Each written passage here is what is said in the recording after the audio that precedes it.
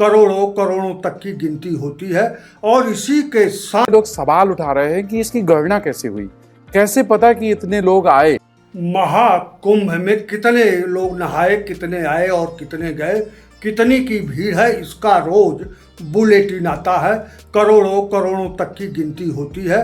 और इसी के साथ यह बहस भी जारी है कि यह गिनती कौन करता है, कैसे करता है और गिनती कितनी सही है और कितनी गलत है। इस पर एक सोशल मीडिया पर वीडियो वायरल हो रहा है। उसमें बताया जा रहा है कि किस तरह गिनती की जाती है और किस तरह यह एकदम सही हो सकती है, 10% आगे पीछे हो सकता है। गिनती कैसे की जाती है इसके विषय में पूरा डिटेली समझाया जा रहा है कि सीसी कैमरे की मदद से, मोबाइल के डंप डेटा की मदद से, ड्रोन कैमरों की मदद से, परिचय पत्र की मदद से, जीपीआरएस की मदद से कैसे बता रहे हैं कि यह गिनती एकदम सही है। पूरा तकनीकी का खाका खींच रहे हैं कि जो आपको 50 करोड़, 60 करोड़, 70 करोड़ की गिनती बताई जा रही है वह सही है। उसमें केवल 10% का आगे पीछे ऊपर नीचे हो सकता है। मैं कहता हूँ कि अगर यह गिनती सही भी है तो इससे क्या साबित करना चाहते हैं, इससे कौन उपलब्धि गिनाना चाहते हैं। अगर 1 अरब या 1-2 अरब या 500 अरब लोग इसमें नहा लें तो उससे देश को क्या समझौता मिलेगा, उससे कौन सी उपलब्धि हो जाएगी, उसमें कौन सा हमारा विश्व पटल पर हम विश्व की महाशक्ति बन जाएंगे, इसमें होगा क्या। क्यों आप इसको साबित करने पर तुले हैं कि यह गिनती सही नहीं है, और क्यों यह साबित करने पर तुले हैं कि यह गिनती सही है। बड़ी अजीब विडंबना है। देश में तमाम तरह की समस्याएं हैं, बेरोजगारी है, बेकारी है, गुंडागर्दी है, महंगाई है, तमाम तरह की समस्याएं हैं, लेकिन उस पर चर्चा नहीं है। पूरे देश को ले आकर गंगा नहाने के चक्कर में, सही गलत के चक्कर में उलझा दिया गया है। आखिर इससे साबित क्या करना चाहते हैं। आज के 1986 का भी मैं महाकुंभ देखा हूँ जो हरिद्वार में लगा था। डिजिटल जमाना नहीं था, न सोशल मीडिया का जमाना था, सोशल मीडिया का भी जमाना नहीं था, तब भी तमाम भीड़ आई कि संभलने से नहीं संभली। इससे क्या उपलब्धि हासिल हुई 1986 से लेके अब तक, या 1954 के महाकुंभ के स्नान से लेकर अब तक क्या आपने क्या प्राप्त कर लिया है और क्या प्राप्त करना चाहते हैं, और क्यों समझाना चाहते हैं कि यह गिनती एकदम सही है। अगर एकदम सही है तो क्या उखड़ जाएगा, इससे क्या उखाड़ लेंगे हम, यह सोचने की बात है। अगर गिनती गलत भी है तो इससे क्या नुकसान हो जाएगा।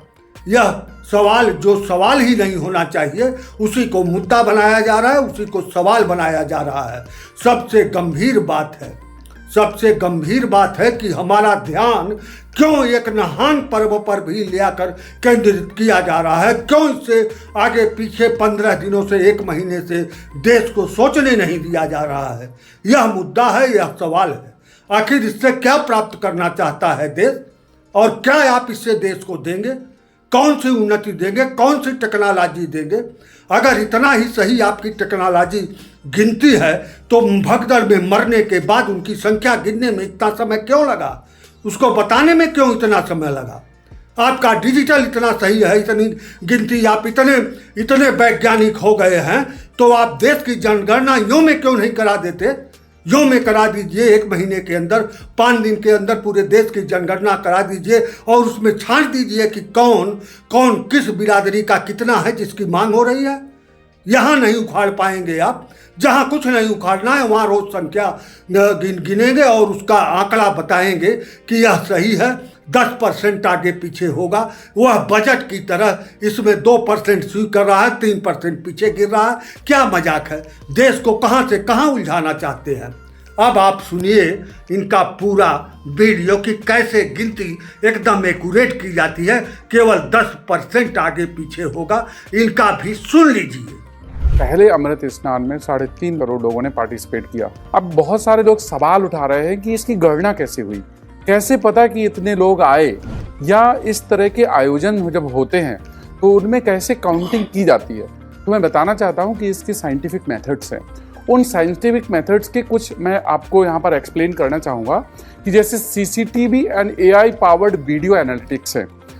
तो कुछ AI पावर्ड जो वीडियोज हैं वो डेटा को एनालाइज करता है कि कितने लोगों का मूवमेंट हुआ और उसको रियल टाइम में काउंट करके उसका डेटा देता है। तो ऐसे AI पावर्ड प्रोसेस को वीडियो फीड करके फिर उसको देखा जाता है। एक तो ये टेक्नोलॉजी है। दूसरी, drones with aerial surveillance system. तो जो ड्रोन यूज कर रहे हैं एरियल सर्वेलेंस के लिए, उनमें भी पॉपुलेशन डेंसिटी काउंट करने की, एरिया निकालने की और कितने लोग वहां पर हैं उनमें काउंट करने की क्षमता होती है। तो drones can also be used for the calculation of the population and population density, mobile network data analytics। आपको याद होगा कि जब इंडिया ने पाकिस्तान में सर्जिकल स्ट्राइक की और उसके बाद फिर एयर स्ट्राइक की, तो ये कैलकुलेट किया गया कि वहाँ कितने टेररिस्ट थे और वो इसी बेसिस पर किया गया था कि वहाँ पर कितने मोबाइल फोन्स एक्टिव हैं। तो इसी तरह से मेला क्षेत्र में एक जियो फेंसिंग कर दी गई और उस पूरे जियो फेंसिंग के अंदर कितने मोबाइल फोन्स एक्टिव हैं उनको काउंट किया जा सकता है। खास बात यह है कि आज की स्थिति में भारत में लगभग आप ये मान के चलिए कि हर व्यक्ति मोबाइल फोन यूज करता है। हाँ, अगर छोटे बच्चे हैं उनको हो सकता है कि उनका मोबाइल फोन काउंटिंग में ना हो, लेकिन मोटा मोटा मोबाइल फोन की डेटा का एनालिसिस किया जा सकता है। ये भी एक टेक्निक है। फिर चौथे नंबर पर हम बात करते हैं GPS and geospatial technology. तो जो ग्लोबल पोजिशनिंग सिस्टम है, ऐसे कुछ ऐप्स हैं, ऐसे कुछ डिवाइसेस हैं जिनको यूज किया जा सकता है कि कितने लोगों का मूवमेंट हो रहा है और उस मूवमेंट को जियो फेंसिंग की तरीके से काउंट करा जा सकता है। तो वो हो गया। फिर यूज ऑफ IoT मतलब internet oriented things and smart sensors, इनको अप्लाई करके sensors like infrared and ultrasonic counters होते हैं, उनको भी यूज करा जा सकता है। फिर सैटेलाइट इमेजिंग कर सकते हैं कि पूरे एरिया का सैटेलाइट इमेज लिया गया, उसकी डेंसिटी निकाली गई, उसमें कितने लोग हैं, एक पर्सन को वहां पर होने के लिए कितना स्पेस लगता है, और उसको भी यूज करा जा सकता है। फिर और आगे बढ़ते हैं।